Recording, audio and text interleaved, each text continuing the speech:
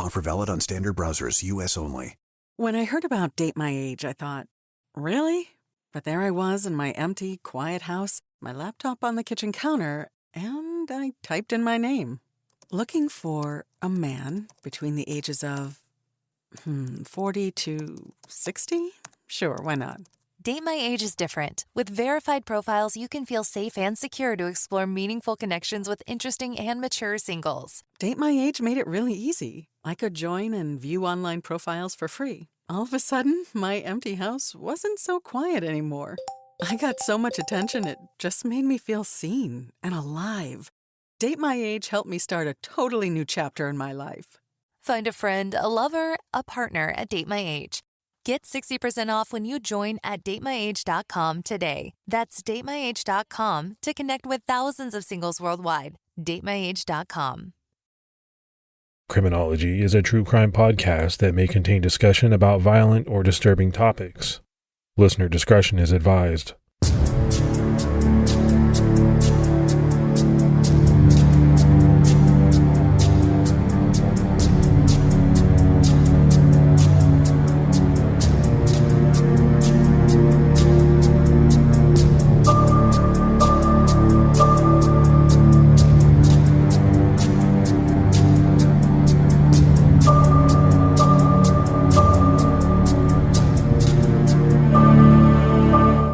Hello, everyone, and welcome to episode 71 of the Criminology podcast. I'm Mike Ferguson. And this is Mike Morford. Mr. Morford, how are you today? Doing good. We had some bad storms last night, and I lost power, but so far, so good. How about you? Yeah, no, I'm doing good. So we're hoping your power holds out for us to record this episode. It has been super hot, and I almost hate to say that, right? It seems like if we're recording in the winter, complaining about the fact that it's too cold, now it's too hot. It's almost like I'm not happy. It's like you're never satisfied. It's either too hot during the summer, like you said, or you're freezing and want to get back to summer when you're digging snow out of the driveway. Yeah, I hate to say it, but that's kind of how it is. I'd love for it to be about 75. But you know, the number of days that we have that are about 75 where we live, they're very few and far between. We just don't have that many of them. We're not San Diego. Yeah, but then with San Diego, you get mudslides or earthquakes or whatever you get in California. It seems like no place is perfect. No, there's definitely not. You just got to be happy, right, with what you have. My problem is being happy with the weather. I don't know what it is about the weather. I'm just never happy. Very, very seldom am I happy. So we do have a bit of news, Morph, that we wanted to talk to everyone about, and it's the 2019 People's Choice Podcast Awards. This is the 14th annual, and I'm surprised that they've been doing it this long. It's put out by podcastawards.com. And it is surprising that it's been 14 years. You think of when the internet started, when podcasts started, and to have 14 years worth of these awards is kind of crazy, and I guess time sort of flies. Well, time does fly for sure. It seems like yesterday that you and I were working on Zodiac. It really does. And you can really help us out by going to podcastawards.com and clicking on the blue box that reads nominations now open. Click here to nominate. And once you click that box, you'll be prompted to sign up and start nominating all of your favorite podcasts in every category. Just remember, we're in the society category. Just look for Criminology. And this thing does not last long.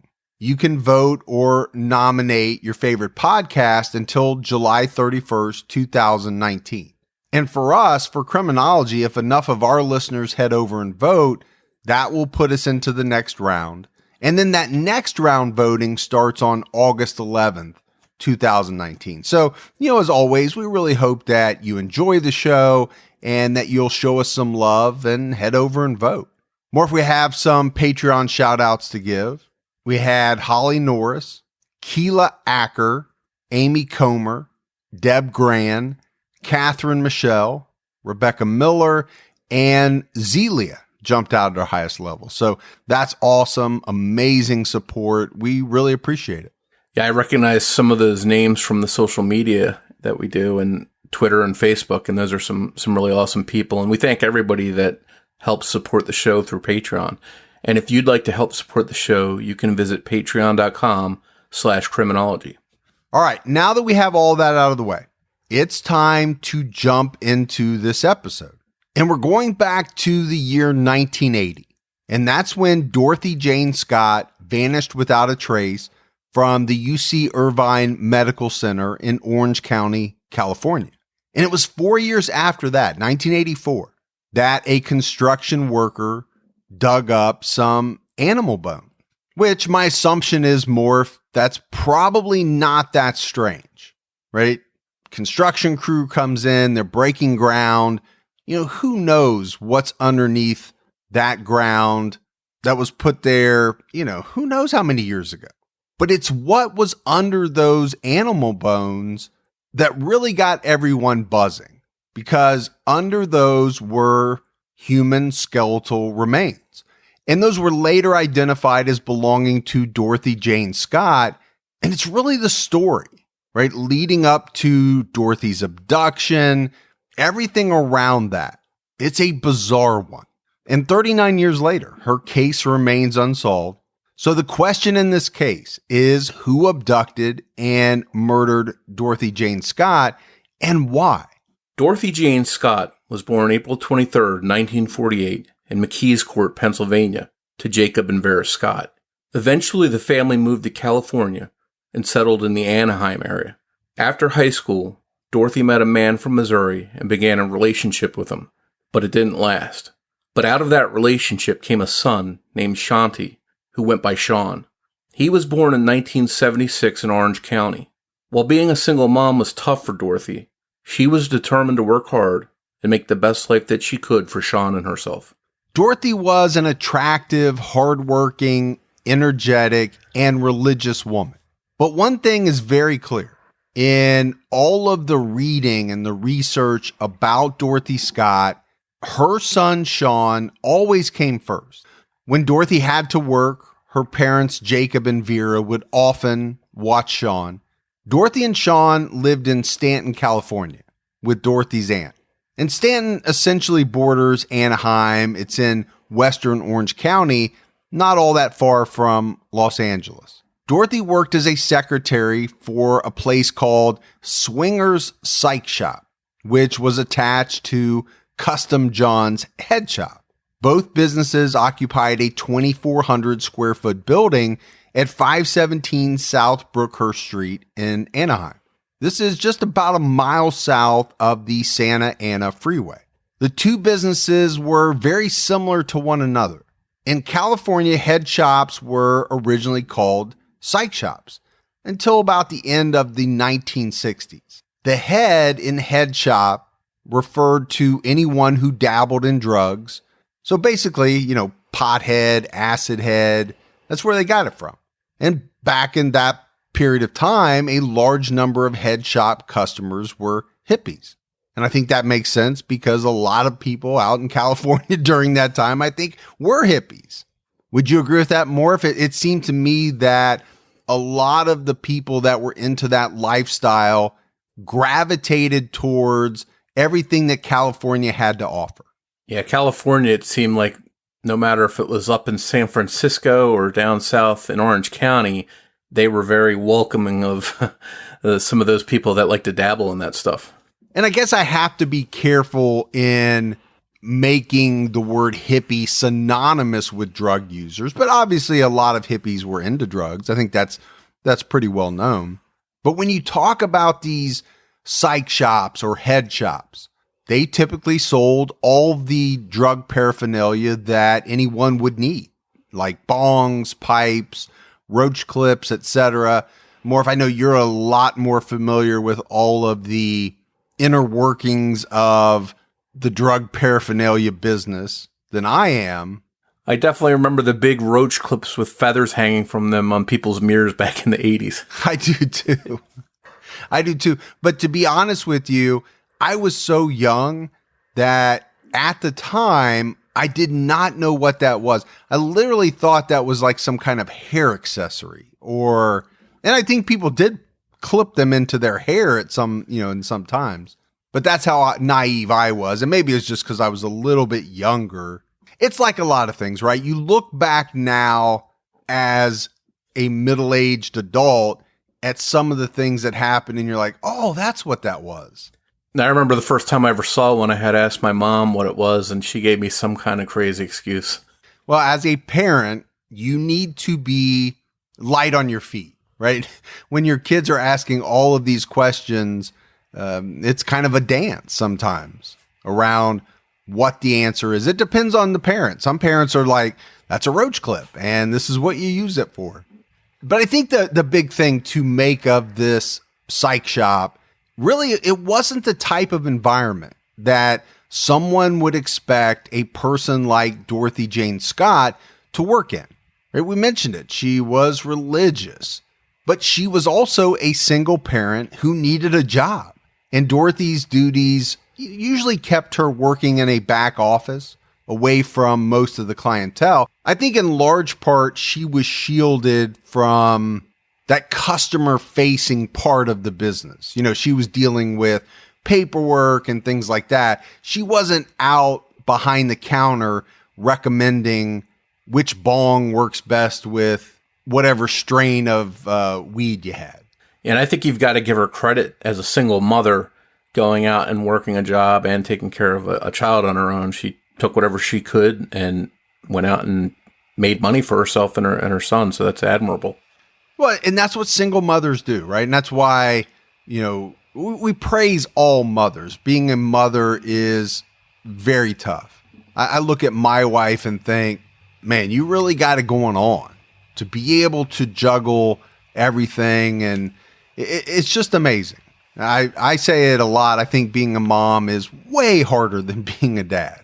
Not that they're not both challenging, but I think you're right, Morf. You look at Dorothy Jane Scott and say she was going to do whatever she had to do to take care of her son, Sean. And if that meant that she had to work in a place that sold things that maybe she didn't believe in, that's what she was going to do. So you just talked about it, Mike. By all accounts, Dorothy was a devoted mother. Instead of going out on a date and having some fun with somebody to get away, she preferred staying home with her family. When she wasn't working, she was at home. One friend described her as, quote, dull as a phone. And Dorothy was compassionate and kind-hearted and quiet. Dorothy's brother once said she exemplified the word give. She'd just give and give and give, no matter what it cost her. And Dorothy's life seemed pretty normal and perfect. But that all changed in 1980. So I want to go back, Morf, and talk just about this statement from a friend of hers who described her as dull as a phone. My assumption is that was meant in not as a derogatory of a way as it comes out, because that sounds pretty bad, right? You're as dull as a phone. But I think maybe we're saying it out of context, hopefully a little bit. My assumption is it was meant to say that, you know, she's reliable. You can count on Dorothy to do this, this, and this. She's not going to go out and do anything that's going to shock you, to surprise you. You know, like a phone. A phone does what it does, and that's all it does. Yeah, I think she pretty much is saying what you're saying, that she wasn't a wild card. Yes. Yeah. I just wanted to make that distinction because, you know, it was from a friend. I don't think it was meant to be that derogatory. In the spring of 1980, Dorothy started receiving harassing telephone calls at work from an unknown male caller. She told her mother, Vera, that the voice sounded familiar, but she couldn't quite place it. Sometimes the caller was nice and friendly. Other times he was mean and aggressive. He told Dorothy he was following her. He told her how much he loved her and that he knew everything about her daily routine. He once left a single red rose on the windshield of her car. And I think at first, Dorothy dismissed these phone calls as someone joking around. But as the calls continued, I think that thought went away and she began to get paranoid that the person who was calling her might be dangerous. I think this would be extremely scary.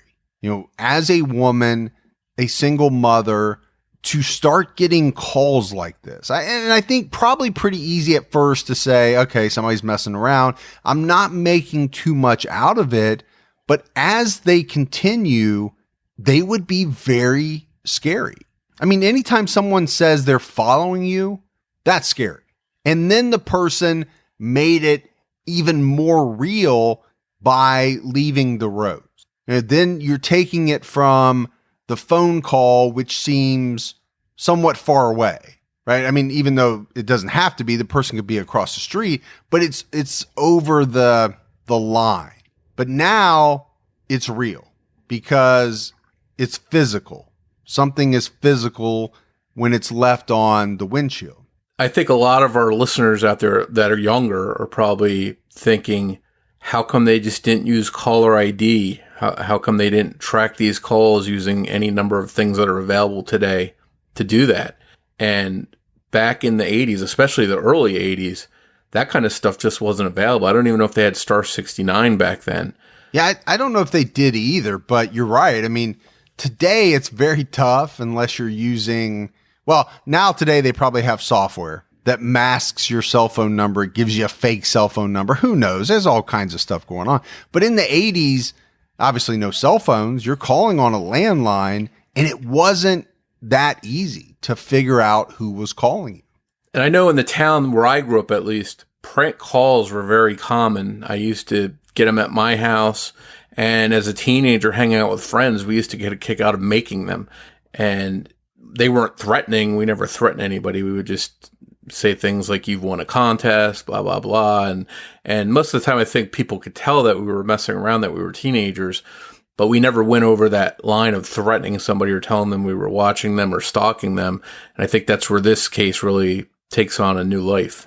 Yeah, I did that as well. And I don't know if you remember this, Morf. There was a very popular group of guys. They were called the Jerky Boys.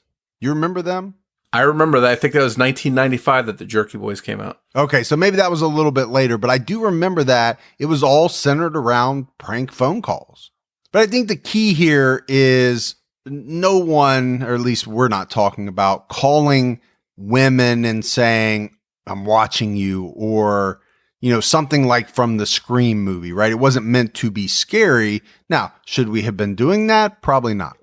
And I think the key difference is if you're a teenager doing it just to mess around and do stupid teenage things, that's one thing. But when you're an adult male doing this to an adult woman, you have to think that she's going to be scared, and that has to be the reason you're doing it, or else you wouldn't do it. And these calls did escalate. They did get scary. During one call, the caller said, okay, now you're going to come my way. And when I get you alone, I will cut you up into bits so no one will ever find you. The mystery caller also told Dorothy he was watching her every move and detailing what she was wearing that day. He also provided other information about her daily routines. This really began to scare Dorothy. She was terrified and concerned for her safety, and she actually began taking karate lessons and considered buying a handgun. On the evening of Wednesday, May 28th, 1980, Dorothy dropped Sean off at her parents' house, and then she attended a 9 p.m. staff meeting at the shop. While there, she noticed a nasty red streak on the arm of fellow coworker Conrad Bostrom. Dorothy was worried, and she convinced Conrad to let her take him to UCI Medical Center, which stands for University of California, Irvine. This medical center was 6 miles away in Orange, California. Another coworker, Pam Head, tagged along. When Conrad got to the hospital and was checked out, doctors informed them that he had suffered from an infected spider bite. While he was being treated, Pam and Dorothy read magazines and chatted with one another to buy the time. When Conrad was finished with his treatment, the three headed to the hospital pharmacy to get his prescription filled. As they stood in line, Dorothy offered to pull her car around to the front of the hospital, so Conrad didn't have to walk far. When Pam and Conrad were done, they went outside to wait for Dorothy. A few minutes passed, and Dorothy still hadn't shown up. Then Pam and Conrad spotted Dorothy's car, a 1973 white Toyota station wagon, driving towards them at a high rate of speed. The car's headlights blinded them, so they couldn't see who was driving. They frantically waved their hands, but the driver ignored them and sped on. The two ran after Dorothy's car, but the car's headlights suddenly went out, and the car exited the parking lot. Pam and Conrad assumed that something had happened with Sean, so Dorothy had to leave in a rush to go to him. The pair waited for an hour or two, hoping that Dorothy would return. And again, Morf, we talked about this was before cell phones, so it was not easy to get in touch with people back then. It was really hard for them to just reach out and contact Dorothy. When she didn't return to the hospital, Pam called Dorothy's parents, who were watching Sean while Dorothy attended the meeting. Pam was shocked to hear that the Scotts hadn't heard from Dorothy all evening, and that nothing was wrong with Sean that would have caused Dorothy to have to rush away like that. When Pam told the Scotts what happened, they called police to report Dorothy missing. The Scotts couldn't think of anyone who would want to hurt their daughter. She was friendly and well-liked. But initially, police didn't see cause for concern and advised Jacob and Vera to not say anything to the media. Meanwhile, the police reached out to Sean's father to check him out, but he had an airtight alibi. He was in Missouri at the time Dorothy went missing. They questioned Dorothy's co-workers at Swingers twice. Because Dorothy worked in the back office away from the public eye, police felt her kidnapper most likely wasn't a customer. A few hours after Dorothy vanished, her car was found burning in a Santa Ana alley, but Dorothy was nowhere to be found. It was then that police treated the case like an abduction and possible murder. They looked over the car, but unfortunately, because of the state that it was in, it didn't yield any significant clues. A few days after her daughter's disappearance, Vera began receiving phone calls every Wednesday from an unknown male caller, and they always came in when Vera was home alone. The first time the caller asked, "Are you related to Dorothy Scott?" And Vera said yes. Then he said, "I've got her," and hung up the phone. In subsequent calls, the caller would either ask for Dorothy, say he had Dorothy, or that he had killed her. Now, obviously, the Scotts got the police involved, told them about the calls that Vera was receiving. Police believed that the caller was indeed the person who had abducted Dorothy. Within a few weeks, Jacob Scott's patience grew thin, and he contacted the Santa Ana Register. They ran a story on Dorothy's disappearance. On June 12, 1980, an unidentified man called the Santa Ana Register and spoke with Pat Riley, the managing editor. The man claimed he killed Dorothy and that she was his love.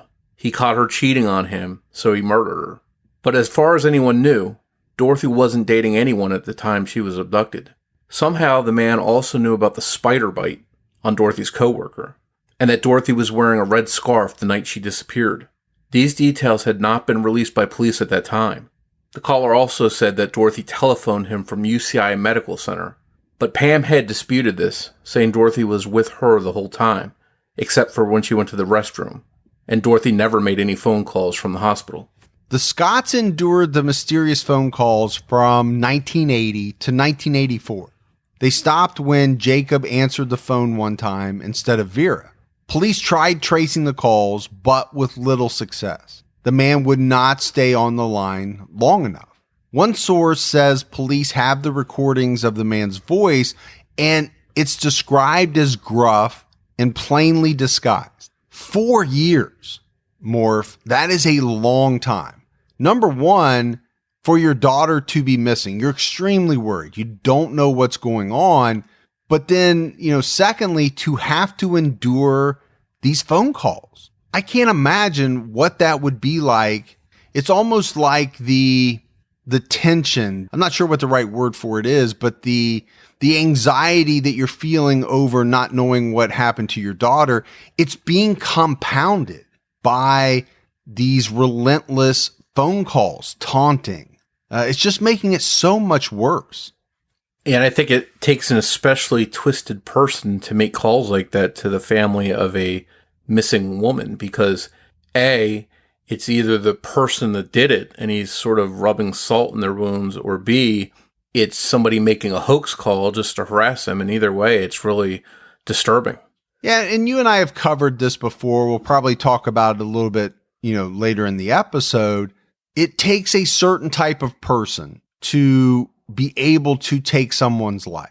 That's horrible, right? But to then place calls to the victim's family and, like you said, Morf, kind of rub salt in the wounds, that's just another layer of depravity. And in the situation where you didn't have anything to do with the disappearance or the murder or whatever it is, and you decide to taunt the family, oh my gosh, that's horrible as well. You are not a good person for doing any of that.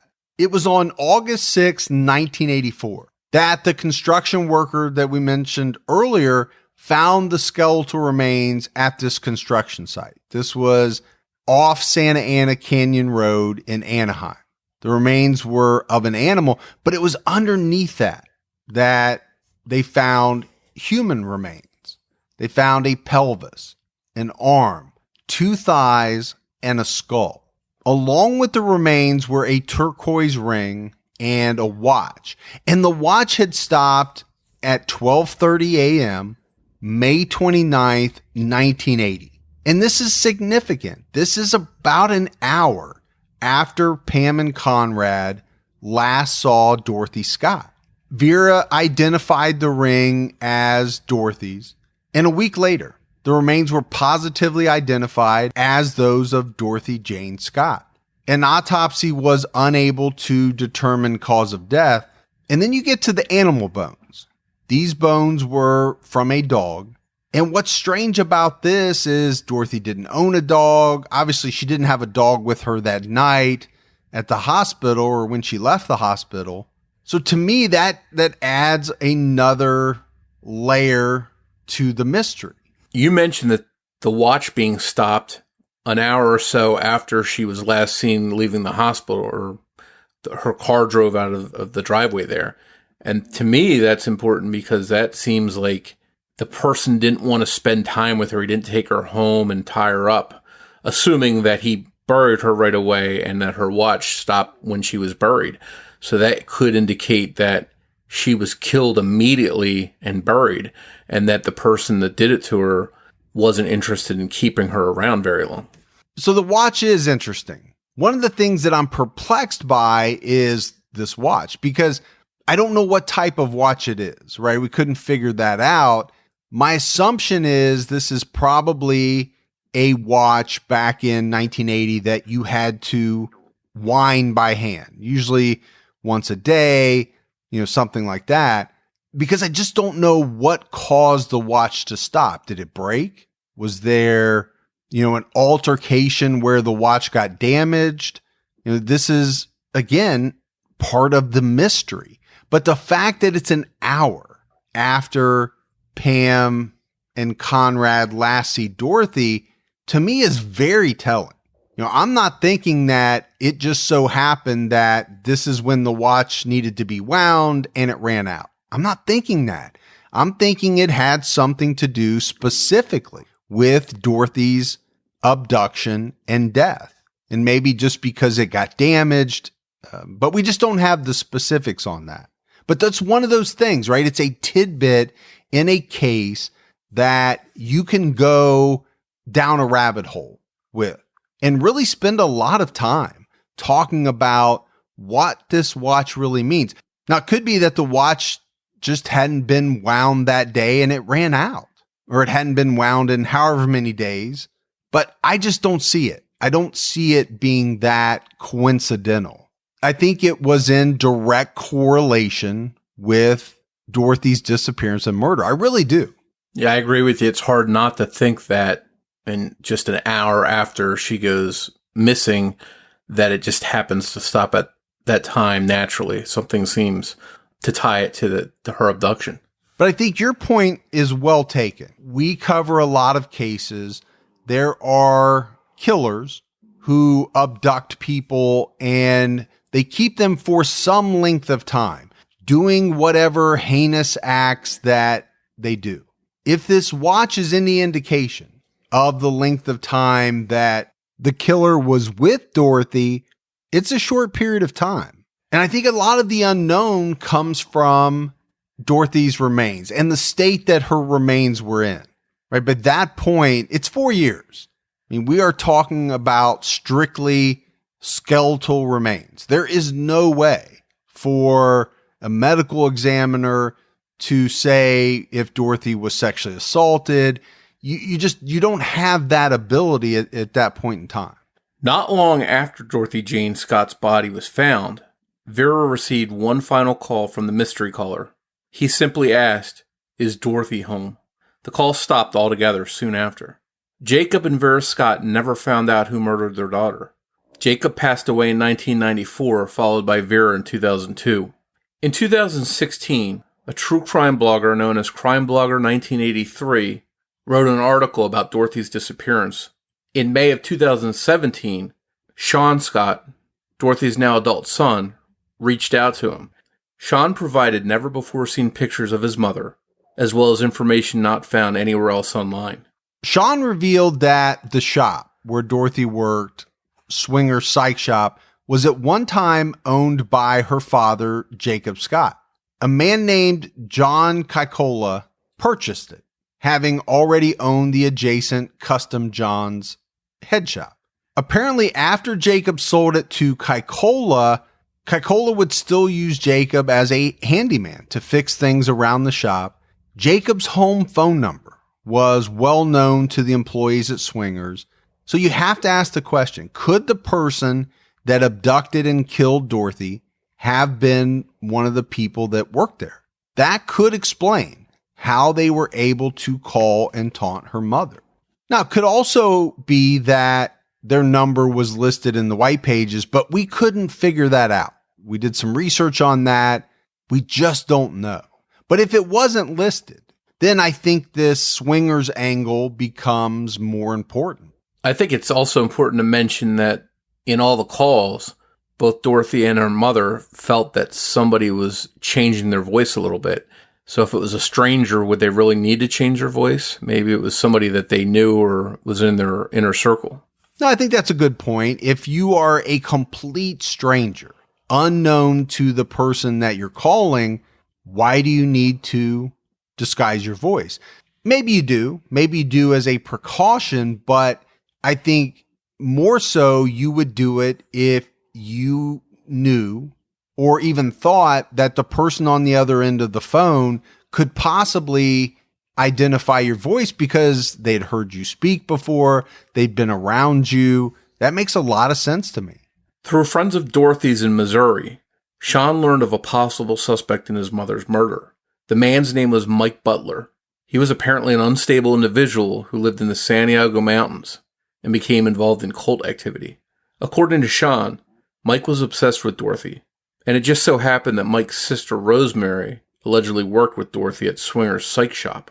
Everyone was treated like family at Swingers, and Jacob never suspected an employee in his daughter's murder.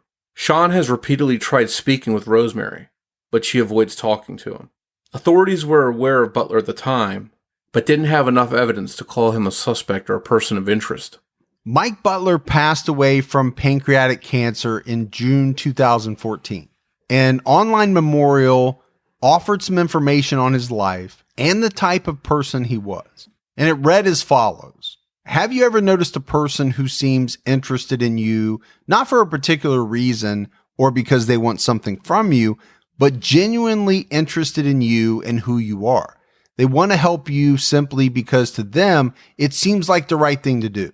Perhaps they might talk to you about a problem you might be struggling with and guide you towards some possible options or resolutions.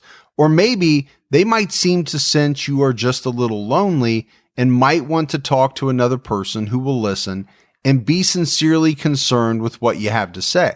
He might show up at your doorstep wanting to fix your toilet leak or that annoying noise your whatchamacallit is making, often without even charging you anything for his time or the supplies. If you met Mike Butler, you undoubtedly recognize he was just that sort of person. A bear of a man, Mike did not look the type you necessarily wanted as a neighbor or even as a friend. With a full scraggly beard and a seemingly endless number of hats that he and his friends could laugh about and even wear, Mike cut a path that others just felt inclined to follow because they sensed his good, old-fashioned desire to be wherever you might need him. He readily shared his zeal for his beliefs. He was a deeply religious man. Mike was born to loving parents, his mother a New Zealand war bride, his father a dedicated career Army captain. He was an Army brat as the young family followed the assigned Army posts. When his father retired, the family settled in Southern California. Mike was well accustomed to being an athlete as well.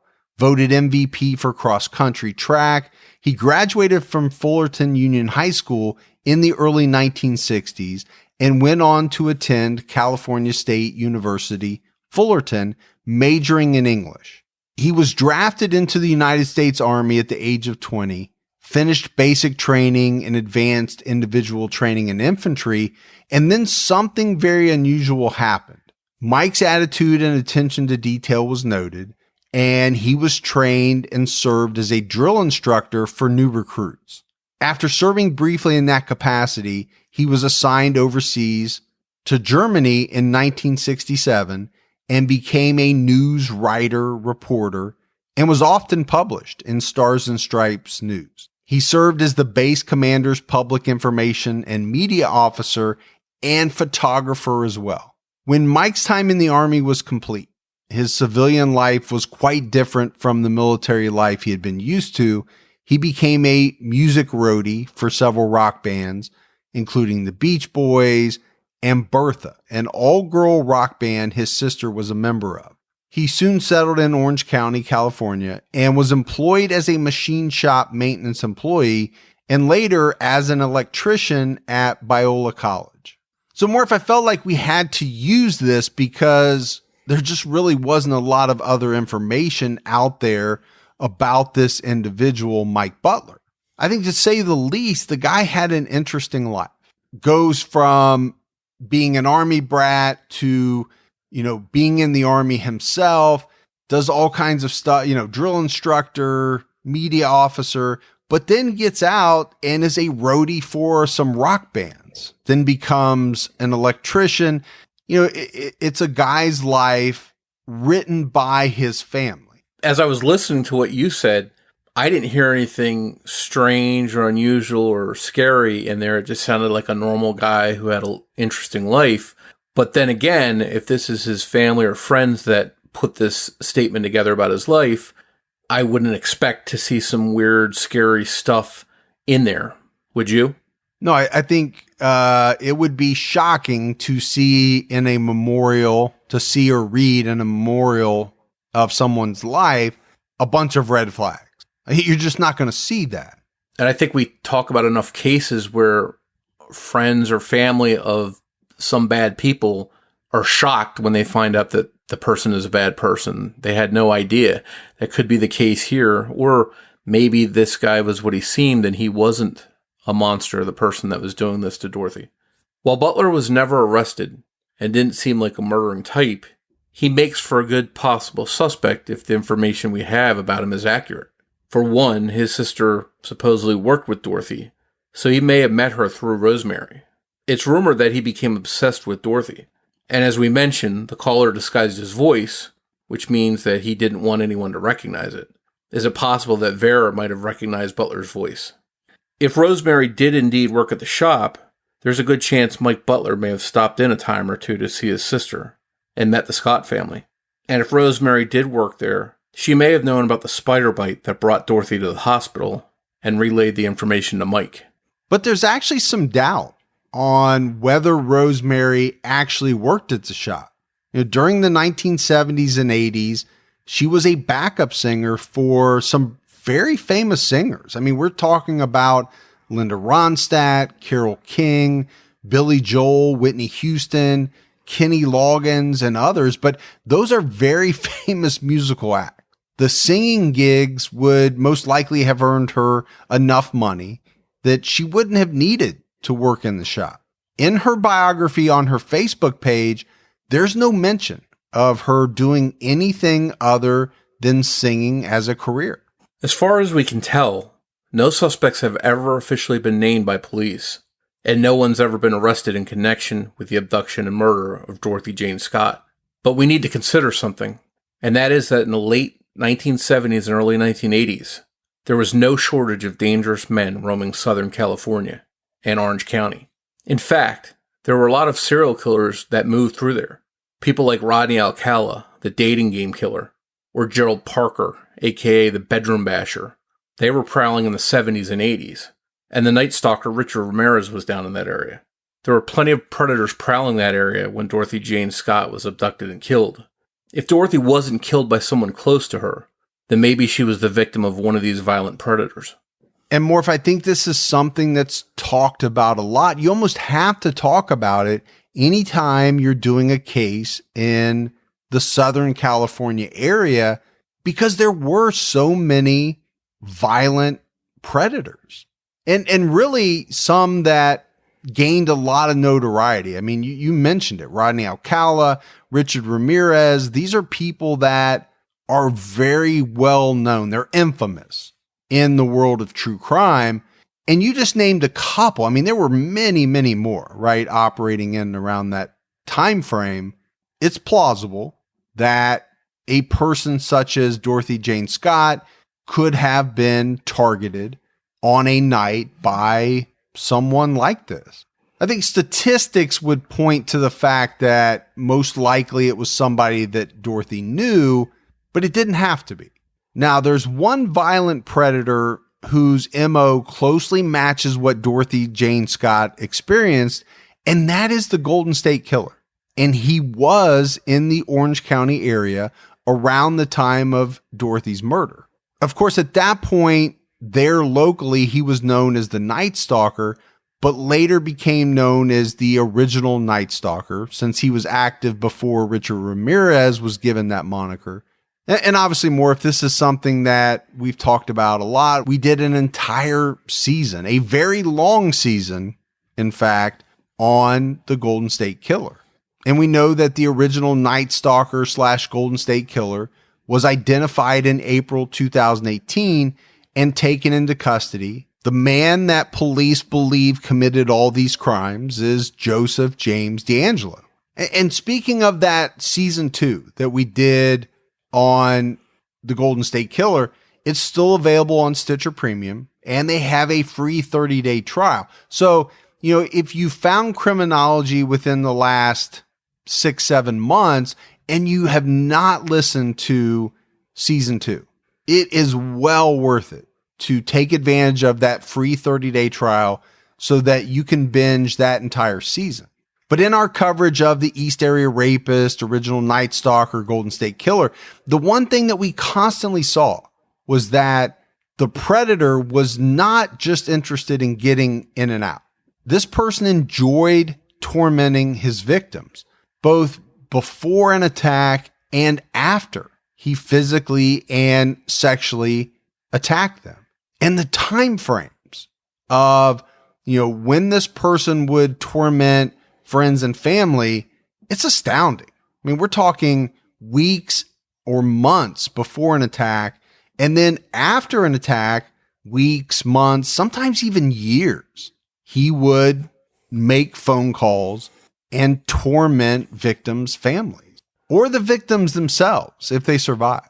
And I think, Morf, it's really easy to make the connection here because you remember back to the specifics of, and there were so many, right?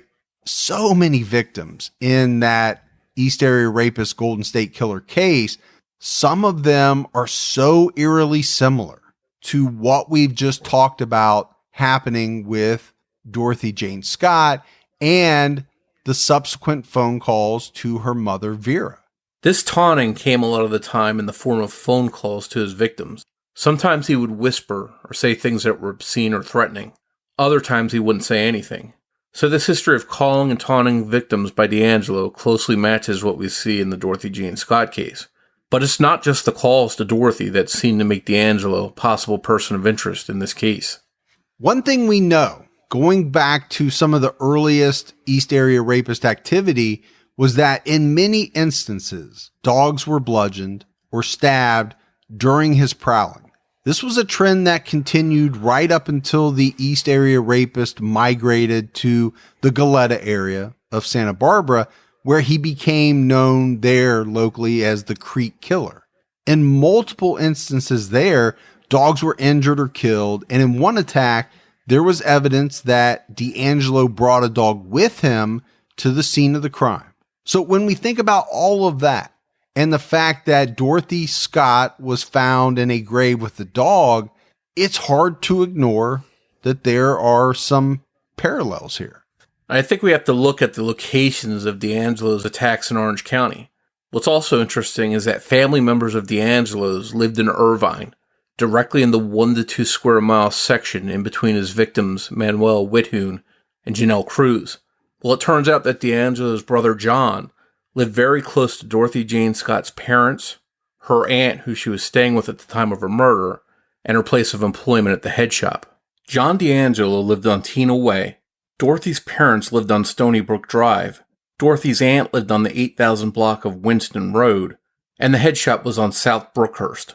These 4 locations are in close proximity to a 1 to 2 mile stretch of a road called South Gilbert Street. And how's this for close? The distance between John D'Angelo's home on Tina Way and Dorothy's aunt's home on Winston is only 7/10 of a mile. And Morf, I think, people could say, well, you're just always trying to work in the Golden State Killer. All right, maybe so. Maybe so. That is a case that is fascinating. And we know from our audience that people are fascinated by that case. We're not making this up, though, to include it in the episode. I think that's what's important when you look at the 3 locations. Okay, the fact that they are fairly close to each other, that doesn't mean anything. When you talk about the fact that D'Angelo's brother John lived on Tina Way in the middle of these other, around these other 3 locations, that gets very interesting to me because that's a connection. That's a possible connection. D'Angelo would have most likely visited his brother John. Is it out of the realm of possibility that he might have visited, the psych shop or the head shop or, a place that was very close? I don't think it is. We don't have any concrete evidence to back that up, but you often don't in these unsolved murders. But you can't tell me it's not interesting. And to your point, I don't think we're inserting D'Angelo into this equation randomly. His MO fits what we saw in Dorothy's case. So it's only natural to discuss him here. So is it possible that D'Angelo chose his known victims in Orange County because he somehow saw them while visiting family members? I think it's entirely possible. If he was Dorothy Scott's killer, could he have targeted her after seeing her in the area? Unfortunately, we don't know much yet about what drove D'Angelo. Hopefully we will. I don't know. We don't know whether he chose his victims randomly or if he even interacted with his family in Orange County. We just don't know. Police are still trying to dig into him, and to protect the integrity of their investigation and the case against him, obviously they're not talking a lot about the particulars. And of course, neither is Joseph J. D'Angelo. He's not giving any interviews talking about how he did what he did, because right now he doesn't want to say that he did that stuff. I think one last thing we need to talk about connected to D'Angelo is where Dorothy Scott was abducted from, the University of Irvine Medical Center. That was the same place that one of D'Angelo's victims worked at.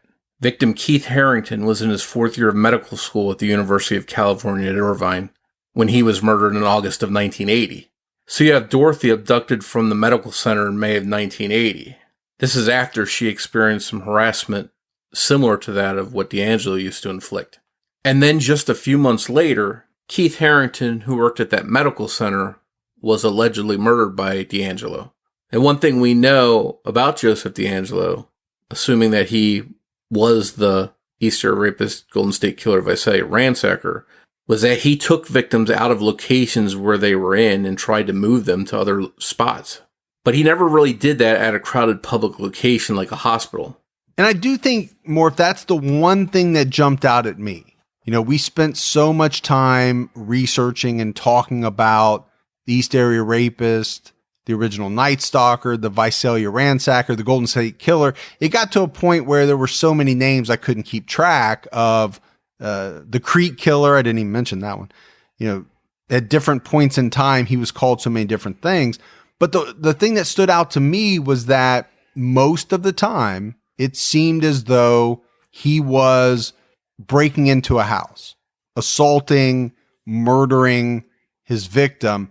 I really don't remember us talking about there being thoughts of him snatching people from crowded places.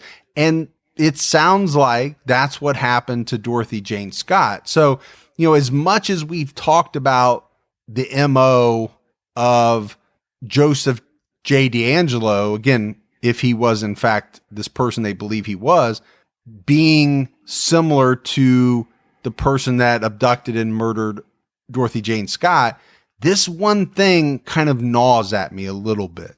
This one difference. All of this is interesting to me, and hopefully to everyone listening. I think it's pretty compelling. But at the end of the day, it's just a theory, right? It's a possibility that Joseph D'Angelo could have been involved in the abduction and murder of Dorothy Jane Scott. There's really not enough for us to say with any degree of certainty. And unless there's some sort of physical evidence that could possibly tie him to Dorothy's murder, there may not be any way to connect him, but there might. And I think the possibility of that is intriguing, right? You know, more, there is going to be, and we said it in our update episode, there is going to be a lot, hopefully, that comes out in the next few months and years, however long it takes. And I say hopefully because they've got to get him to talk, and he may not do that. Or maybe he will after he's convicted. If he's convicted, maybe he'll sit down and do an interview. We don't know. Yeah, I, for one, can't wait to see what reveals there are about him. If there's a trial, what comes out and what things we learn, questions that haven't been answered yet. Maybe we'll finally get some of those answers. And I hope there is a trial, right? Because there will be a lot of things that I'm thinking have not been made public up to this point that will come out during that trial. I, for one, am in the camp that I hope there's a trial. Yeah, whether it's a plea deal or a trial, I'm hoping that somehow D'Angelo spills the beans about the information he has, because that'll help a lot of people and answer a lot of questions, hopefully. Well, you would think with a plea, part of that would be that he has to come clean, right? Why would they do the plea without some part of it being that he has to take ownership for his crimes and he has to give details and all of that? So, yeah, usually that's one of the conditions of a plea deal. The other thing I think, Morf, is that, you know, we're talking about Dorothy Scott, and it's tragic. It's tragic what happened to her, single mother, but how many other cases like this around the California area, and maybe we'll find out, maybe even in some other states, could ultimately be connected to this man? It's mind-boggling if you think about it. It's mind-boggling what is known right now about the crimes that he committed. What I keep thinking about is it could be equally mind-boggling what we don't know about. And that could include Dorothy Jane Scott. It could include, I don't know, I don't want to make up a number, but 30, 40, 50 other victims that we just don't know about yet. And even if Dorothy Jane Scott wasn't abducted and murdered by D'Angelo, it could be somebody like him. As we mentioned, there are a lot of bad guys running around down in that area. Or maybe it was just somebody that made her coffee at the local store she went into that became fixated on her and didn't even have a close connection to her. You know, we hear stories about that, cases where people are just casually know somebody or have barely any interactions with them, and they wind up stalking them and doing these kinds of things to them. But I want to go back to that point you just made. It could be another serial killer, and it could be one that we don't know about, right? We talked about Ramirez or Alcala. I mean, yeah, it could be that. It could be a serial killer that operated that was never caught. And maybe ultimately they'll put that together. I mean, there's just so many facets that go with these unsolved murders, especially in the 1980s in Southern California, because unfortunately, it was a prolific time for serial killers there. We should point out that we reached out to Orange County investigators that are in charge of Dorothy Jane Scott's case to participate in this episode, but they declined. Dorothy Scott's son, Sean Scott, who's now in his 40s, currently resides in Missouri. We talked a little bit about Sean. He was young, right? What was he, more 4 years old when his mother died? Yeah. I mean, how horrible to lose your mother in the way that it happened, right? Abducted, murdered. You're 4 years old. And now he's 40 some years old and still doesn't know exactly what happened to his mother. That would eat at me night and day. And I'm sure it does to him too. I just can't imagine how traumatic that experience would be and what you'd have to work through, right? Growing up to lead a good, healthy, productive life. You've got to work through those issues. And I'm sure he did. It's just something that you wish no young child ever had to go through. And I think this is a sad case all the way around because he had to grow up the bulk of his life without his mother.